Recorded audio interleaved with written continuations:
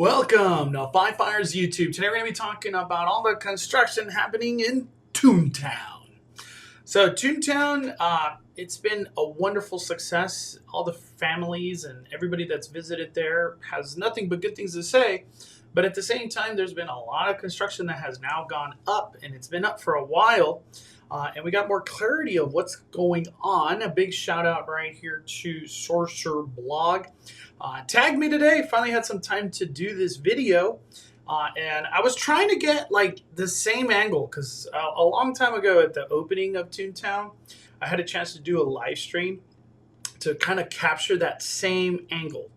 And you can see it here. Just so we could see what changed, you know, what's the big change? Why is there construction walls in Toontown for so long? And as you could see, the brickwork right there, all of that is new and different. And this got put behind construction walls, and also Donald Duck's like splash pad got put behind construction walls. And we have heard, and it's been speculated, it could be right, could be wrong, but that the water fountain right there is also connected to the fountain filtration and all that to the splash pad at Donald's. So if Donald's is going to be worked on, then the fountain has to go down, because what we have heard is that they share the same water. And that's a big thing, because one goes down, they both go down. And both of these, in my opinion, are very important to the land. It's a big feature. This water fountain is beautiful. And for Donald's Splash Pad, we have yet to see it be turned on and be something you could interact with. That has not happened. But to look at this video, I kept wondering to myself, is the area in the tree roots right here, is that soft stuff gone too? Do they still want people to sit on the tree roots? I don't know. We've been told, we've speculated too, that this brick area that used to look like this grass area right here, that it just was structurally not going to survive. It just was not going to happen. And now they went with the brickwork, but what about where the tree roots are?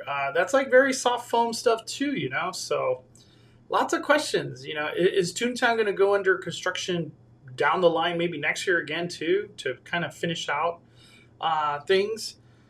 But here you go. This is the state of the current construction happening in Toontown. I think the brickwork there, I don't think it has like a negative at all. It's just a very impacted walkway. Everybody goes left. Nobody really goes straight or right. Everyone just goes left. As soon as they enter Toontown, everyone goes left. I don't know. Maybe it's just a tendency that has just, it's now confirmed, right? But I think it looks great. The brickwork looks good. Very excited to see this reopen. The crazier part about all this, and shout out to Scott Gustin on Twitter or X, always providing great information.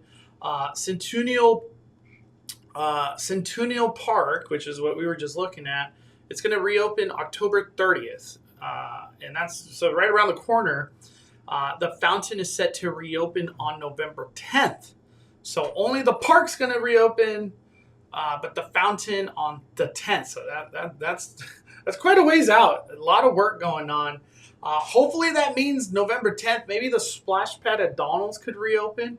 But to talk about all this construction happening in Toontown, Goofy's How to Play yard set to close October 30th for a short refurb and then reopen on November 10th.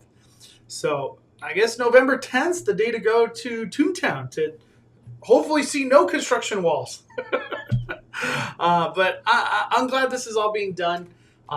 Kind of a weird one, right? Everything opened up earlier this year and then back behind construction walls and then back behind construction walls again.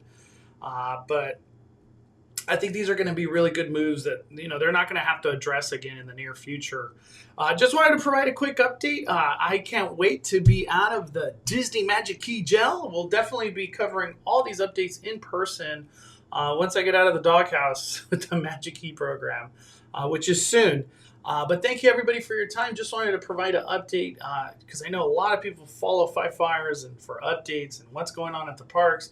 I just want to let people know what's going on in Toontown. And honestly, one thing too to talk about with Toontown, I was really curious if the impact of Lightning Lane was going to be like horrific to Mickey and Minnie's Runaway Railway, but for the most part, it has done great. It really hasn't kind of crossed like a 85, 90, 100 plus minute waits or nothing like that, even though it's been pretty busy. For the most part, I feel like Mickey and Minnie's is absorbing the lightning lanes really well. Before it had individual lightning lane, Mickey and Minnie's kind of always rough average was like 40, 45 minutes. And lots of times it was less because if people weren't buying individual lightning lanes, standby was just moving fast. But now that we have more consistent lightning lanes coming through all day, every day, it seems like Mickey and Minnie's is kind of around that 1 hour, which honestly, that's pretty good considering these crowds lately have been pretty busy. It's been very packed at Disneyland for Halloween season. But just wanted to get that out there. Currently, it's 5 o'clock for me, and Mickey and Minnie's is only 70 minutes.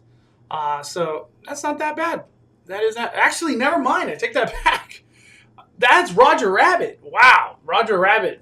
Yeah, Lightning Lane wrecked that one. But as of right now, as of 5 o'clock, Mickey and Minnie's 20 minutes. How crazy is that? But I feel like it's been in the 1 hour for the most part, because I've been keeping a close eye on that. Wow, Mickey and Minnie's 20 minutes at 5 o'clock. Get me on there. All right, everybody, smash that like button. Thank you for supporting the fire, firing it down.